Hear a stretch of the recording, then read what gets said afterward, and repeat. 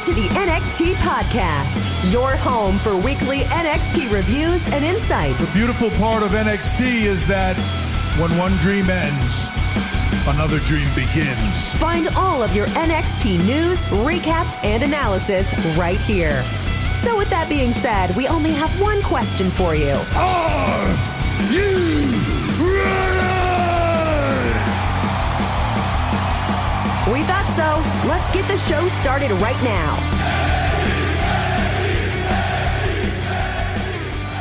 What's going on, guys? It is another NXT review. It's Chris again.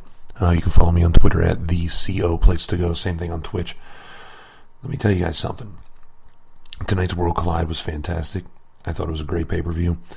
Kind of stuck with a lot of the takeover type of feeling in terms of just quality matches. There were more matches on this than usual. There were 6 matches, 5 on the main show, 1 on the pre-show. To me, it was a good event. Overall, top to bottom, it was good. Before we get into that, again, just want to say, everybody, thank you for listening to everyone here at the WWE Podcast. Appreciate wherever you listen to us. And again, follow me on Twitter at the CO Place to Go. Would love to hear from you guys with questions, comments, anything that relate to this or anything else. First this week in WWE, I was on here, 3 days ago? Was it 3? 3 days ago. Talking about with Keith Lee as your new North American champion. That was fantastic from the other night. The beginning of Keith Lee as a champion, and I love where they started him on, I don't want to call it a mid-card because it's only their second belt, but that's what the Intercontinental Championship used to be with their mid-card championship. Love that. Friday night, so just yesterday, The Fiend. I gotta say, I love Firefly Funhouse. How he, Bray Wyatt can dive in and out of multiple characters. I think that's fantastic. I think that, just the fact of the whole dual personality thing is fantastic with him. But Firefly Funhouse, when somebody's in the ring, Daniel Bryan most recently, sitting there talking, and you have, Bray Wyatt come out with the whole Firefly Funhouse thing, the music, everybody cheers. I don't think they're dubbing those cheers in. I think they're legit. Bray Wyatt's still over as a fan favorite when it comes to, just cheers and happiness. It's not played out too much. And it's cool because he plays 2 gimmicks. Like his match with The Miz, what was that? Hell in a Cell, or just one of those ridiculous pay-per-views recently, when he was the actual Bray Wyatt character and he didn't want to fight him, blah, blah, blah. And then, you've got the complete opposite with The Fiend, where it's just a massacre all the time. I think it's, it's great. It's genius. Bray Wyatt is wrestling genius, in my opinion. Signs a contract for the strap match he's going to have at Royal Rumble tomorrow night, which, speaking of Royal Rumble, we will be doing some predictions later on in the show. I will not be seeing that. I'm going to be away from WWE Network tomorrow. I won't be seeing it until probably Tuesday night. I'm trying to find a way to watch it tomorrow night. We will see, or at least just the Rumble. I don't care about every other match. None of those other matches matter to me. Just the Rumble, men's Rumble only. No offense to the women's Rumble, but just not totally interested in that. Yeah, no offense to the women's Rumble at all, but I mean, it's like one of those things. Are we going to start calling it just the Rumble? With the whole change in the women's NXT belt is just the NXT Championship. Is it just going to be the 2 Rumbles? What is it going to be, 2? Like, what is that? I don't understand. It just doesn't make sense to me. But that's something we talked about on Wednesday. If you want to hear my thoughts on the whole changing of the NXT Women's Championship to just NXT Championship, that's. I mentioned it last week. That something was going on, but I think it came out after. And in this year, the first time you're hearing it, not last week. I mean Wednesday. I'm so flustered by this. So in NXT UK, isn't it still the UK Women's Championship? They haven't changed that. Why are they changing it here? Becky Lynch makes a comment. It wasn't even about equality. I don't even know what it was about. Basically taking gender out of the championships. Is this because of Tessa Blanchard? So now everyone's a champion? I don't understand. It just doesn't make sense to me. Oh man, I don't know. That's pretty annoying. That's almost as annoying as, who is it, ACH in all his business. Almost as annoying. Let's stick with the Rumble here, still on This Week in WWE. Does a Rumble go to 40 people? I mean, there's 27 spots already taken, so there's only 3 left. But you got guys like, John Cena's not in there, and I think he is going to show, personally, to have a championship match or some type of match in Tampa. Edge has been rumored. Booker T's getting in great shape. I don't know. I mean, Undertaker's in town. I saw earlier Undertaker and Michelle McCool's in town. Now, I believe that's because Michelle McCool is going to be in the Women's Rumble. That's my personal opinion on that.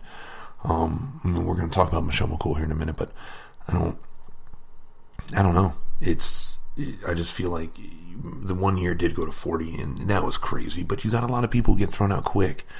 So I think 40, especially with the amount of talent in NXT, in Raw, SmackDown, that I believe that it could go 40, and I think it's okay if it does go 40.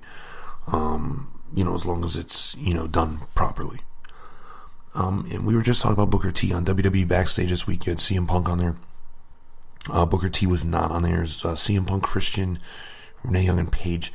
You had a it was a picture of Booker T working out. Now, I know there was some talk about him maybe being in the Rumble, but also match with the Revival. There was some talk about, Revival's been hinting Harlem Heat versus the Revival, which I think would be fantastic. Does it get in a better place? Not really. It's in Houston, Booker T's hometown. I think it'd be a great thing to do. I don't know. Is there room on the card? Who knows? We're going to talk about the Royal Rumble card later when we do predictions, but I don't know. I could see Booker T maybe going out for a Rumble spot. He's looking jacked. He's looking absolutely jacked. I would like to see him in the Rumble pay-per-view, maybe not in the Rumble, because you got guys like him, you have guys like JBL who ran in previously, they get lost in the shuffle. I don't think those type of guys, I don't think retired wrestlers should have spots. I think it should be people in it, unless you make it 40-man. You make it a 40-man Rumble, and it is perfect for the, I'm not going to say JBL because he's not going to go in it, but it's perfect for those guys who, are semi-retired or retired, who are just looking for a quick hometown. I'm going to even throw The Undertaker in, and I love The Undertaker, but he's not winning the Rumble. It's not going to happen.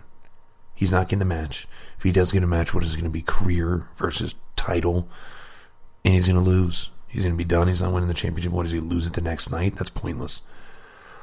I don't know. I'm still stuck on the women's championship, just being called the NXT championship. I'm stuck on that. I got to move on. We're going to go to birthdays. First birthday, again, no particular order. I just start at the beginning and go down. First birthday is the Honky Tonk Man. Turned 67. First cousin of Jerry the King Lawler. I thought he was a great Intercontinental Champion. I only remember him holding it once. It was for a long period of time, for a year or something like that.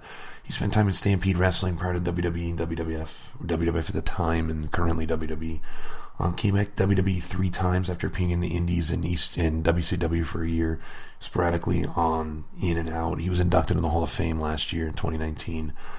Next one is going to be Mark Andrews. Mark Andrews, I'm brand new to knowing who that is. He is the tag team with Flash Morgan Webster. He's in NXT UK, joined in 2017. He also is a lead singer and bassist for a band called Junior. It's a band that he's in. Best known for his time in TNA, I would say, in terms of wrestling. Also, Jay Briscoe. Mark Andrews turns 28. I don't know if I said that. Jay Briscoe turns 36, been wrestling since the age of 17. Best known to me in Ring of Honor. He's an 11-time World Tag Team Champ with his brother Mark. They also were IWGP Tag Team Champions. They were part of a 6-man tag championship in Ring of Honor in New Japan. He's also, as a singles wrestler, he's also one of the 4 wrestlers, along with Jay Lethal, Austin Aries, and good old Adam Cole, Bay, to have twice held the Ring of Honor World Championship. So that's, the Briscoes are a team that I thought would be awesome to come to WWE. Now, WWE doesn't use tag teams necessarily the way that I think they should, but I think it's good that he didn't come, because he would be lost in the shuffle, in my opinion. But Briscoes have put together themselves a nice career in Ring of Honor. Also, like I said, in New Japan, and but Ring of Honor mainly, I think they've done quite well for themselves there. Last one, and we just mentioned her name before, Michelle McCool turns 40 today. Originally a middle school teacher, did the Diva Search back in the day. She was a member of Lay Cool with Layla, fantastic women's tag team before there was really women's tag teams, at least in terms of belts. I know in 2008 she became the inaugural WWE Divas Champion. She won the Women's WWE Championship in 2009. She was the first female to hold both of those titles. In 2010, she unified those. She was the only unified WWE Divas Champion. She held both those titles for 2 occasions. Overall, a 4-time champ. In 2010, November 2010, she was ranked the number 1 in Pro Wrestling Illustrated's Female 50, and she retired in 2011. She is married to The Undertaker, which, obviously gives me a little bit of bias towards her. And like I said, will she make it out for the Rumble? I know there was some rumblings last year, maybe coming out for a match. Evolution was there. I do think that, this is prime for her to make an appearance. Whether The Undertaker does or not, Undertaker is in town. Both of them are in Houston, which is the site of the pay-per-view. It's huge. I think Michelle McCool shows up. I totally do. I don't see how she doesn't make it. You look at the men's Rumble, they got 27 people announced. Okay, 27 men. you know what? To be politically correct these days, I'm going to say people. 27 people in that. The women's Rumble match has 9 people announced. Just before I did the show, I saw a thing online that shows Molly Holly is in town, and will be in it. Beth Phoenix will be in it. Sasha Banks hasn't even been announced, and I think she's someone that might win. But there's some people in that there's plenty of room. I think there's going to be a lot of people from NXT. Shayna Baszler, I hope, being one of them. And I wouldn't mind seeing Rhea Ripley, but I just feel like her presence in there, she's going to get knocked out. Doesn't deflate anything. Being champion doesn't deflate anything. I think it's nice to see her in there. And I'm super excited to at least see who some of the old school women are, because with 27 spots open, there's got to be some surprises. Molly Holly's a big surprise, absolutely, and I think Michelle McCool will be there. I don't know if you remember, when I was doing this on Wednesday, my voice was starting to kind of go in and out, and I was just like, man, I hope my voice sticks it out through Saturday. That's what's important, getting through this, doing this show. Again, I got another one on Wednesday coming up, but I think that the sickness has moved down from my throat more to my sinuses, my nose and stuff. So, hoping to make it through today on that. Let's get to the Worlds Collide. Kind of like I've been doing on all the shows. I'm not doing play-by-play. I'm just kind of letting you know what I thought was good in the match. Maybe a move here or there if something really stands out. More or less, do you want to watch the match is what I'm looking for here. So there was one pre-show match. It was the UK, and I don't know if I'm saying this right, but it was the UK Women's Champion, Kaylee Ray versus Mia Yim. I'm going to say a decent match. I like Kaylee Ray. She's a high flyer. I feel like where Mia Yim is more of she flies. To me, she's like a bootleg Lita a little bit. They used to have a history together, facing each other. They were in War Games together. It wasn't too long of a match, maybe 10 minutes at the most. But for what it was, I would say it was a pretty good match. I'm honestly going to give it a 3 out of 5. It was a good enough match. In a lot of these pre-show matches on, let's say, a WWE pay-per-view, such as I'm talking about main, like a Raw, SmackDown. Obviously, they're together again on pay-per-views and stuff, but I would say that they've underwhelmed, because they always used to put the Cruiserweight match on there, and until Buddy Murphy started going on there, I'll even slightly go with Cedric Alexander. I feel like they just weren't that good, and this was, considering what it was and having to be a Worlds Collide, I feel like it was actually a pretty good starter for a pre-show, which, again, I don't watch pre-shows. I check in literally right when it starts, and I'm going to be 100% honest with you. I was excited about this pay-per-view today, strictly for Imperium versus Undisputed Era. That match, I've been hyped up for due to Walter's chop of Adam Cole. That move alone sold me on this show. And if you haven't seen that, I know you can type in just Walter. You could probably just type his name in YouTube. And one of the first things that come up is his chop of Adam Cole, and some of the funny things on there, how he chopped the soul out of him. I think that's hilarious. He did, 100%. It was a hell of a chop, and that's what Walter's known for. And, I mean, he did not disappoint at the end of this match. I mean, I'm getting way, or at the end of the show, I'm getting way ahead here. But Walter's impressive. I know at Blackpool, I kind of was harsh on that match. I think I gave it like a 2.5 out of 5 for his main event.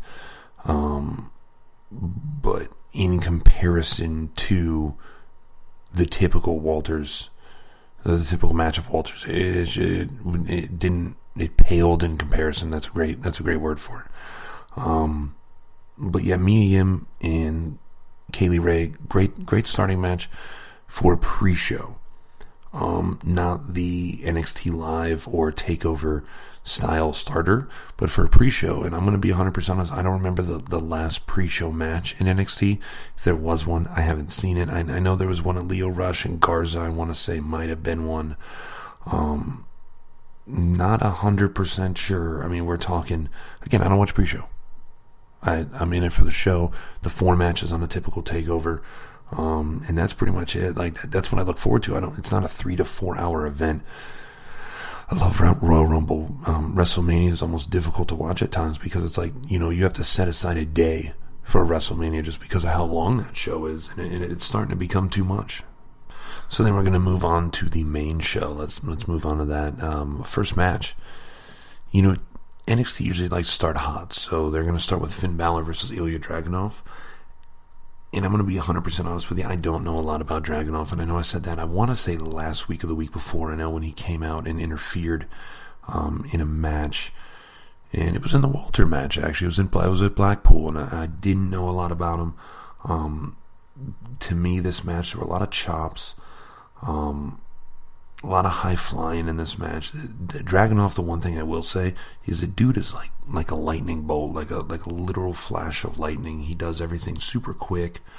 It was actually a pretty decent match. It was definitely better than the pre-show match. But also Finn Balor, to me, it's hard for him to put on a bad match. And I know, there's a guy in the next match, Jordan Devlin, who I saw face Finn Balor in a UK pay-per-view, the first UK takeover, and I thought that match was fantastic. It was Finn Balor kind of coming back. He took somebody's spot who Devlin had injured earlier in the day. That was fantastic. That was my first time knowing Jordan Devlin. But moving back to Finn Balor and Dragunov, I feel like this is a great opener. Balor's one of those guys, I think, who could work with everybody, and I know he didn't come back to NXT to put people over. I think what he did is he came back to NXT to kind of reinvent himself, get back to who he is, whereas you got a guy like Cassius Ohno, he's there to put people over. Tyler Breeze is there to, and when I say put people over, I don't mean consistently lose. I mean put people over, work with young guys, kind of show them the ropes, do stuff like that, not just consistently be a crash test dummy, if you will. But Balor, Dragunov looked good. I will say that's one thing. Dragunov looked good. Was this the best match on the card? No, it wasn't. But I feel like Dragunov is a guy that people don't really know. So you have this crowd in Houston who are super hot on Finn Balor. Then they got a guy that's kind of who is this guy? If you're not in NXT UK, I feel like you don't know who this is. That was the one thing that kind of suffered in this match. I mean, I'm going to give it a 3 out of 5. I did say it was better than the first one, but I feel like they were so... I mean, Dragunov got some moves in, and he did look good. But I feel like nobody knew him. Nobody knew him at all. And so was all Finn Balor. You know what? I'm going to change that 3. I'm going to give it a 3.25 out of 5 because it was better. And I don't want to give the same grade to a match that, to me, definitely was not as good as the first one that I mentioned. So I mentioned Jordan Devlin in that last match. That was kind of like a segue into what the second match was going to be, which is going to be the NXT Cruiserweight Championship match. And this one was pretty cool because it had 2 guys from the UK and 2 guys from NXT. You have the champion, Angel Garza. You have Isaiah Swerve Scott, who won the qualifying match to be in this 4-way. You had Travis Banks, who I'm going to be 100% honest with you, I don't know a lot about Travis Banks. He, to me, he was on fire in this match. I don't know a lot about him, like I said, but to me at the beginning, he was in control of this match, and he was the guy who, to me, never looked like he was going to win. But, for me, this whole time I was going for Swerve Scott. Angel Garza being the champion, I did not think this was a match that he would lose at all. For everything that was going on, it was maybe a 15-minute match at the most. Every match, has been decent timed. To me, this match, it did everything it was supposed to do. You got Garza with his classic, with pulling the pants off and all that. Now, in this, of course, there's a Canadian Destroyer, and is the Canadian Destroyer used too much? I've watched NWA recently. I see Canadian Destroyers. I watch Impact. I saw some highlights, I should say, of Impact. Canadian Destroyer. AEW. Canadian Destroyer. John Cena. Canadian Destroyer. I haven't seen that in a while because he has been out. But, everyone's using the Canadian Destroyer. And I saw a guy earlier mention as a Canadian Destroyer, the new clothesline. And I think that's a little bit harsh. I would say the Canadian Destroyer is the new Superplex. Quite a few people go up at the top rope and do a suplex. It's definitely not the new roll-up. The roll-up is still, as Simon Miller on World Culture says, the most devastating move in WWE is the surprise roll-up. And I totally agree with him on that. It is extremely devastating. Difficult to avoid. But this match, it was a match that was hot from start to finish. Again, I want Isaiah Swerve Scott to win. I thought it was a little bit too early for Garza to lose the belt, so in a sense, I didn't think he was going to win. But Jordan Devlin picks up the win. I think Jordan Devlin's awesome. Like I said, to me, he's very similar to Finn Balor, and I believe he was trained by Finn Balor, or by the same people who did train Finn Balor. And the thing is you don't see a lot of him because he is in NXT UK, and so you don't see him on the, in the homeland front here. But I'm glad he won this. I hope to see him a lot. I hope this is a belt that every couple weeks they get to defend. To me, again, fantastic match. This, to me, was probably the second best match on the card. It was probably a 2B.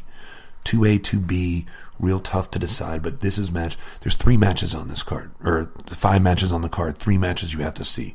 Finn Balor's match, if you like Finn Balor, watch it, not a big deal. I'm not counting the pre-show match.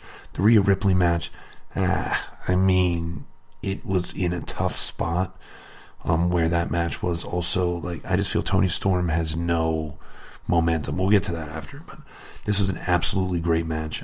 I didn't expect Devlin to win. I'm happy he won. I didn't expect him to win. Fantastic match. This match gets a 4 out of 5. This is a must-see match. If you're watching it in order, definitely watch this match first. If you're looking for just matches to watch. If you have WWE Network for $9.95 a month, or $9.99, I don't know what it is. My wife still pays for it. It's fantastic. It's a birthday present from 5 years ago that just keeps on giving. Hell of a birthday. But like I said, 4 out of 5.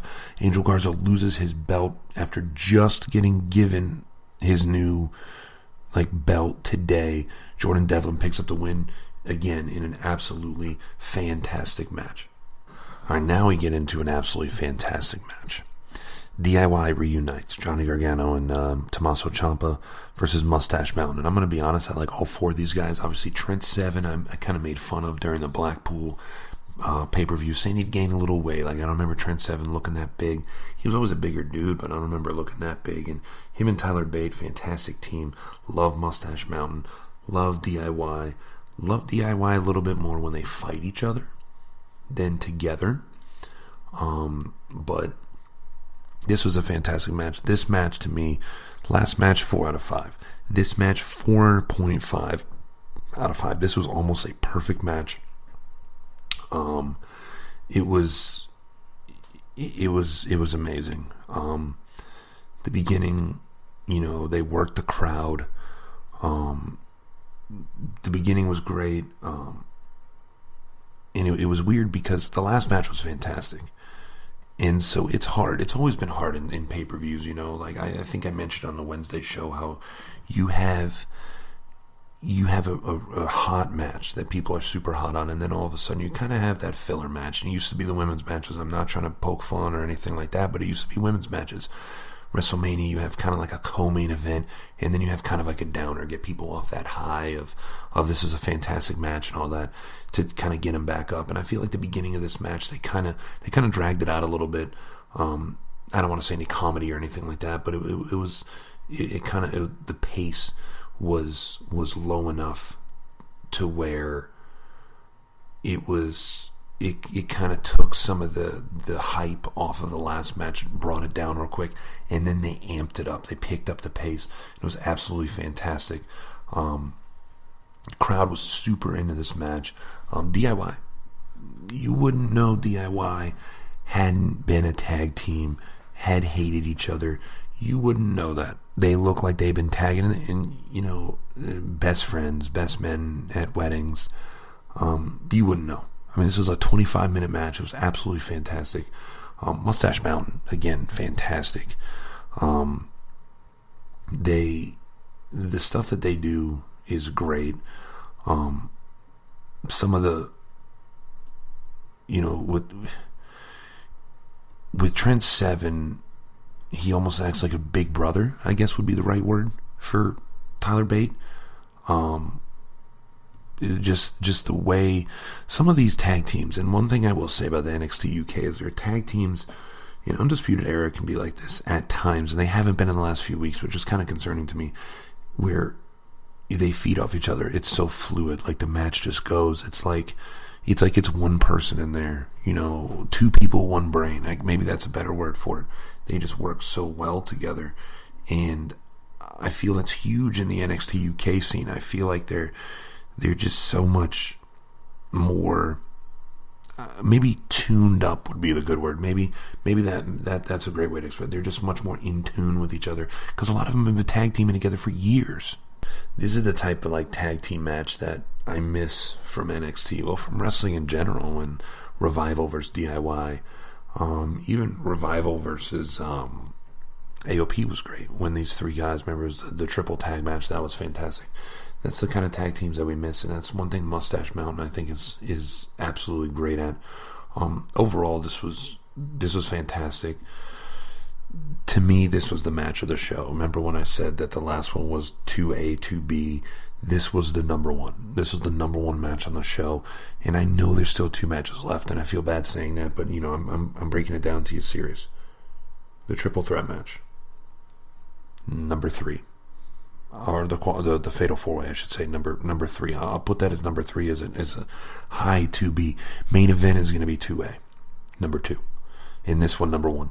Again, 3 matches to watch.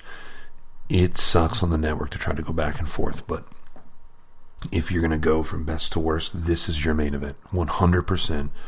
Ciampa and Gargano versus Bate and Trent Seven. Absolutely fantastic. So do yourself a favor and watch this match. Watch tag team wrestling. Tag team wrestling matters. I forgot who said that, but tag team wrestling matters. Next match was Rhea Ripley and Toni Storm. I don't know. It was weird. I mean, I'll give it like a 2.75 out of 5, maybe 3 at best. it did what it needed to do. But the tag match, everyone was so hot that everybody had to come down for this one. And I feel bad because, remember, I said they always throw a women's match in there. This was that women's match. Nowhere near like it used to be when you'd have Tori Wilson versus Candice Michelle for a minute and 45 seconds, just to get everybody to hate themselves and then get back in for the next main event. It wasn't like that. I mean, you got the women's champion, NXT champion Rhea Ripley versus Toni Storm, and everyone's super high on Rhea Ripley, and me too. I think Rhea Ripley is absolutely great. I mean, she ends up finishing with a Riptide Classic, Rhea Ripley, but, you know, champion wins, 10 minutes, 2-7-5, maybe 3. It was in a bad spot after that match. I mean, it was a physical match. Toni Storm, I never felt like she was actually going to win. I know she's had some losses in a row, and you know, with her losing, it doesn't hurt her character. Had Rhea Ripley lost, like if they made the move to take the belt off, the entire program with Shayna Baszler would have been for nothing. And then if you're Shayna Baszler, why did I lose the belt? For what reason? So Toni Storm, I never felt was going to win this. I was actually kind of hoping they'd have a Kaylee Ray versus Toni Storm versus Rhea Ripley, not for a belt, just have a match. And yeah, you don't want to have too many fatal 4-ways, triple threats, blah blah blah. You know, multi-person matches. You don't want to do all that. But I think that was the move to make. You know, Kaylee Ray did, like I said, have a decent match in the pre-show, but you know, I feel like the Rhea Ripley was, there was a program put in place, right? Bianca Belair is a new number 1 contender. Io Shirai got hurt in the last episode, and that sucks. But you know, there's a program put into place. Toni Storm's not going to win. Not believable at all. In any sense of the imagination, is it believable that Toni Storm was going to win? And that's unfortunate. So to me, that takes away from the positivity of the match. You know, hands off to Rhea Ripley. I mean, I think it's fantastic that she is in the spot she's at. And I think she will be in the Women's Royal Rumble. And it's not going to hurt her to lose at all. I think Sasha Banks is going to win, but, you know, it is what it is. Second time I said that on the show. There will be a third. There will be a third shortly. And the main event, you have Imperium versus Undisputed Era. Again, this is a match I'm not going to say anything about, except the fact that Alexander Wolf got hurt. He got knocked senseless. If you're watching this match, he gets double teamed by O'Reilly and Fish. O'Reilly hits him in the back. Fish kicks him on the chin.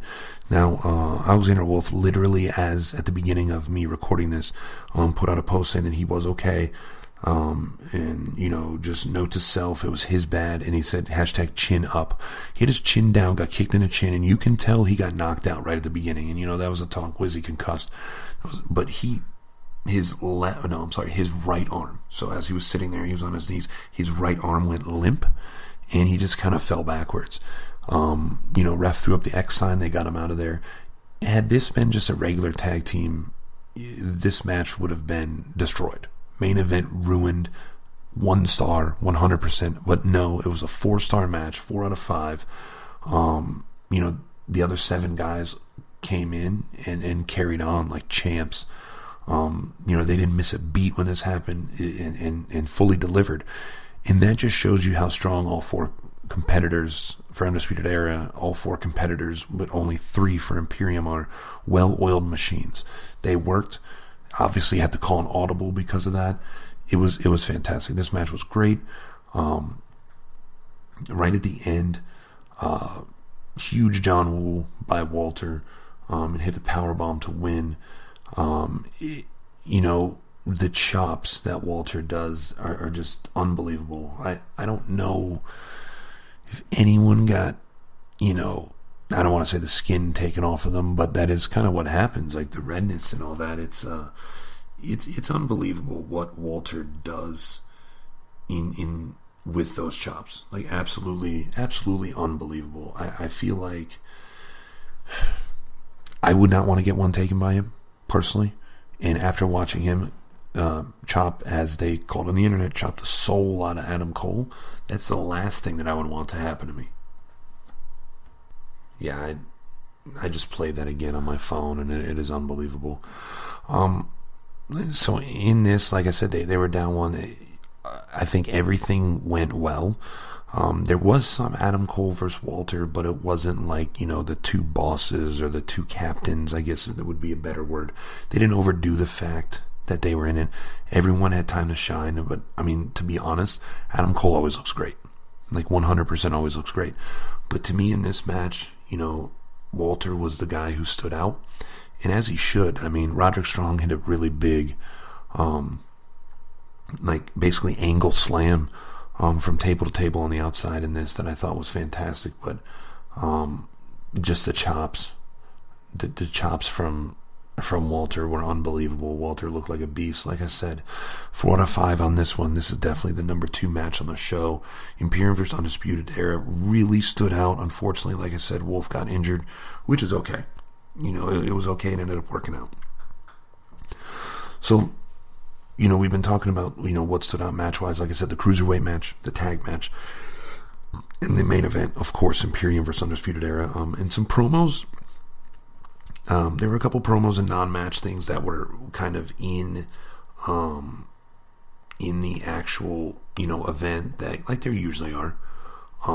You had Dakota Kai, Tegan Knox attacked Dakota Kai, who was in the crowd. They brought in the ringside, which furthers their feud, I believe, on Wednesday. They're facing off. Balor attacked Gargano after the women's match, and honestly beat him up.